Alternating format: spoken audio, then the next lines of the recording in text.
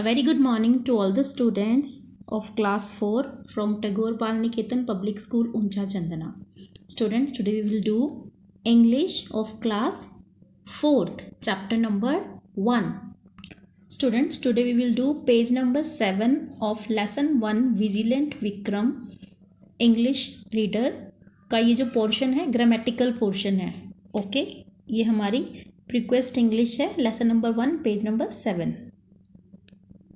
Right, page number 7. बेटा आज हम करेंगे सब्जेक्ट एंड प्रेडिकेट. ओके, चलिए अब हम इस सेंटेंस को रीड करते हैं. My younger brother was watching the television. My younger brother was watching television. तो ये जो ब्लू कलर से हाईलाइट हुआ है ये क्या है? ये सब्जेक्ट है. क्यों? क्योंकि यहाँ पर काम कौन सा हो रहा है? वॉचिंग टेलीविज़न, टीवी को देखने का काम हो रहा है. और कौन कर रहा है ये? हु वॉज वॉचिंग, कौन कर रहा था टीवी को वॉच? कौन कर रहा था? तो जो इस बात का आंसर दे, कौन कर रहा था टीवी को वॉच? माई यंगर ब्रदर, है ना. तो ये क्या होगा? सब्जेक्ट. राइट. और यंगर ब्रदर क्या कर रहा था? What was the subject doing? Subject क्या कर रहा था? सब्जेक्ट टीवी देख रहा था. Was watching television. तो इसे हम कहते हैं प्रेडिकेट. ओके, सेंटेंस की स्टार्टिंग है, वर्ब देखेंगे. वर्ब है वॉचिंग. वॉचिंग मीन्स देखना. राइट, देखना. कौन देख रहा है? My younger brother. तो ये है सब्जेक्ट. क्या देख रहा है? Watching television. तो ये है प्रेडिकेट. ठीक है, सब्जेक्ट को छोड़ दो तो बाकी जो भी कुछ बचेगा वो सब प्रेडिकेट हो जाएगा. Okay, my younger brother subject है और वॉज वॉचिंग टेलीविज़न प्रेडिकेट है. अब नेक्स्ट देखो, the regulator valve was turned of. बंद कर दिया गया. क्या बंद कर दिया गया? Regulator valve. तो वो सब्जेक्ट है. ठीक है, जब सब्जेक्ट आपको पता लग गया, बाकी जो सेंटेंस रह गया है वो क्या होगा? प्रेडिकेट. ये जो अभी हमने सेंटेंसेस किए उसमें हमें माई यंगर ब्रदर और रेगुलेटर वॉल्व हमें ये बताते हैं कि सेंटेंस किसके बारे में है. जिसके बारे में सेंटेंस होता है उसे हम कहते हैं सब्जेक्ट. ओके, और जिस पोर्शन में वर्ब होती है उसे हम कहते हैं प्रेडिकेट. वर्ब से जो स्टार्ट होते हैं उसे हम कहते हैं प्रेडिकेट. अब देखो, सब्जेक्ट में क्या होता है? हमेशा सब्जेक्ट में या तो पर्सन होगा, या ही, या शी, या कोई लिविंग थिंग होगी, या नॉन लिविंग थिंग होगी. ठीक है, सब्जेक्ट का मतलब हु, व्हाट, क्या, कौन. जिस चीज़ का आंसर हमें मिले वो होगा सब्जेक्ट. प्रेडिकेट सेंटेंस का वो हिस्सा होता है जो ये बताता है कि सब्जेक्ट क्या कर रहा है, और ये हमें बताता है उस व्यक्ति के बारे में, उस वस्तु के बारे में कि कोई भी चीज़ क्या कर रही है, कर रही थी, किया होगा. ये सब चीज़ें बताती है.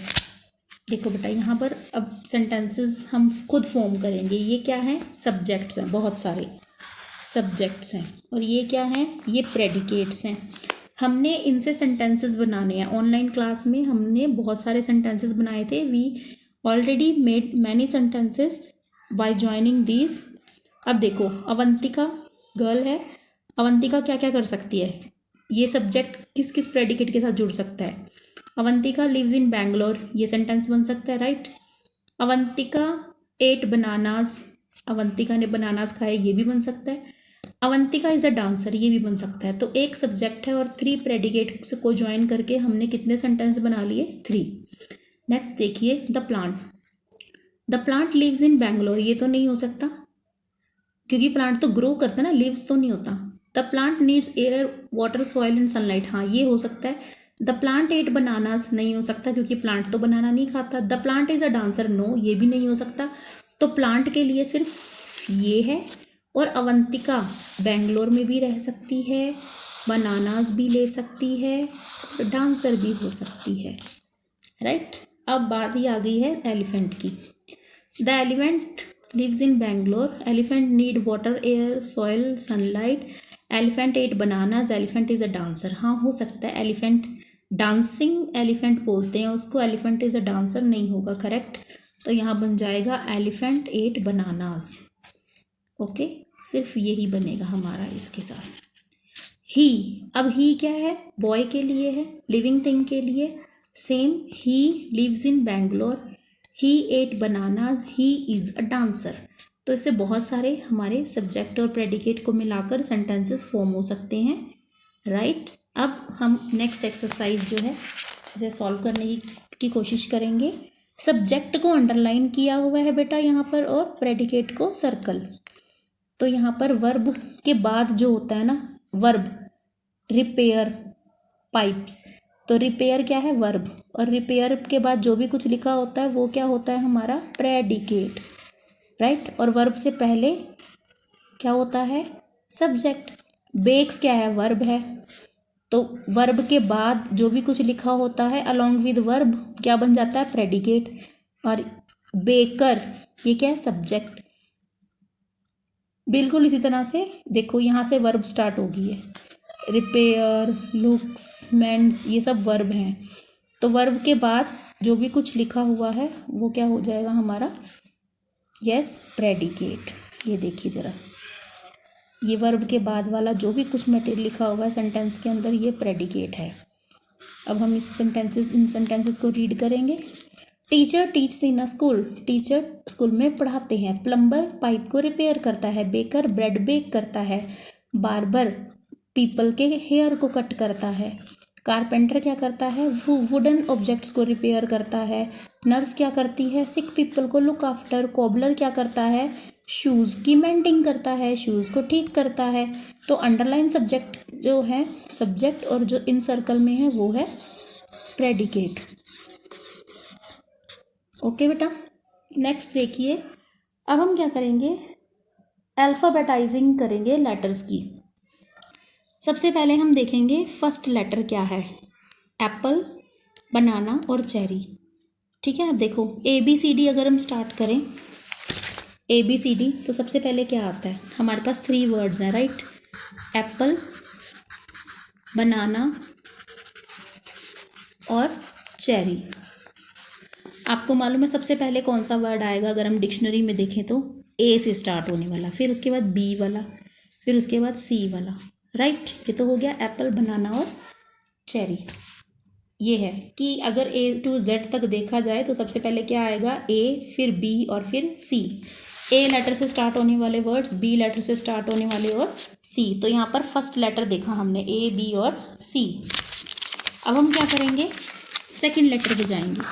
सेकंड लेटर पर मान लो एक और वर्ड आ गया है जो A से ही स्टार्ट हो रहा है। अब इन दोनों में से कौन सा पहले आएगा, अब इन दोनों में से कौन सा वर्ड पहले आएगा, C। एक है हमारे पास एप्पल और एक है हमारे पास एवोकैडो।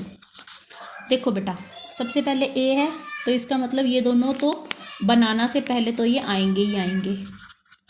ओके, अब देखो P और V, सेकंड लेटर देखो क्या आता है पहले, ABCD में P आया ना पहले, V तो बाद में आया। तो सेकंड, अब हम देखेंगे कि ये पहले आएगा डिक्शनरी में और ये बाद में आएगा। क्यों, क्योंकि ABCD जब हम करते हैं तो P लेटर पहले आता है और V बाद में। ओके, अब एक और अगर वर्ड आ जाए इनके बीच में, एप्रीकॉट भी आ जाए, अब क्या करेंगे हम, एप्रीकॉट। अब कौन सा आएगा, देखो A है, सेकंड लेटर भी सेम है। अब कहाँ जाएंगे, अब हम जाएंगे थर्ड लेटर पर। यहाँ पर क्या है, P, यहाँ पर क्या है, R।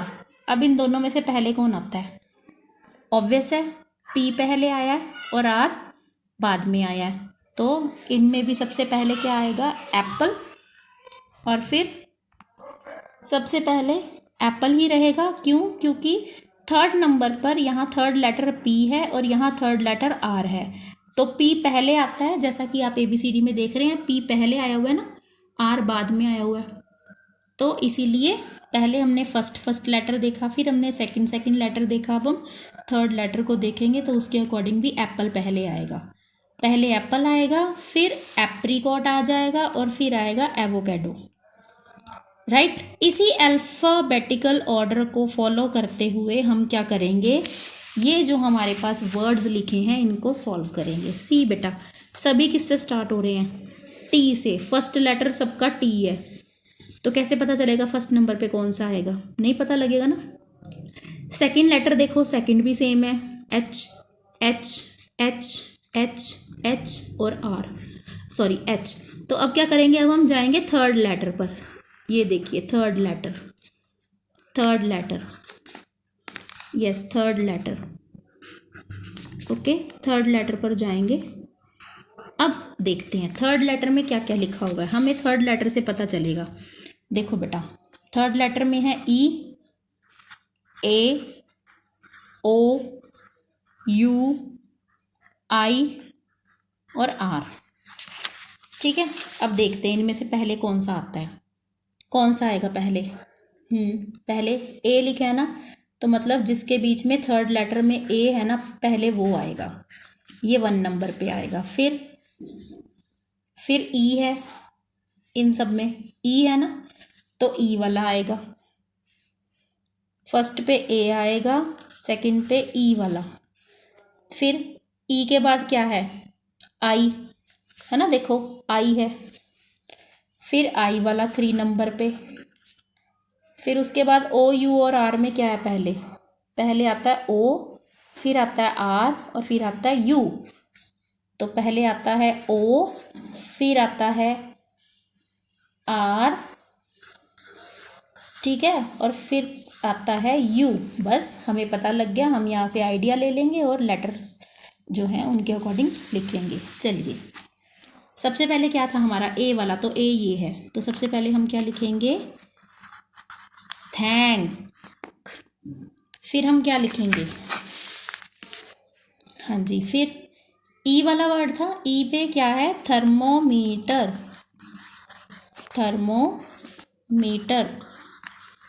फिर थर्ड पे क्या है, आई से क्या है, आई से थिन।